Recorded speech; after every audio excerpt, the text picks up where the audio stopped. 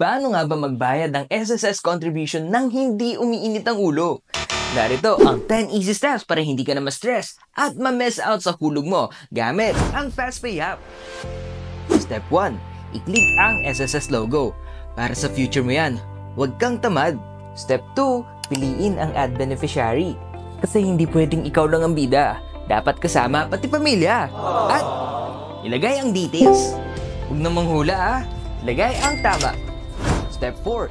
I-type ang iyong 10-digit SSS number. Step 5. Pindutin ang next. O diba next agad? Para move on lang. At wala tayong step number 6. Surprise yan. Step 6 na ulit. I-check ang info at i-confirm. Baka magkamali ka Di pwedeng char-char lang. Step 7. Pili ka ng payment method. Meko, Family Mart, 7-Eleven, OkMart, Highlight, SkyPay Wallet, go lang! Basta, wag utang. Step 8. Basahin ang settlement, then press agree. Step 9. Boom! May barcode ka na!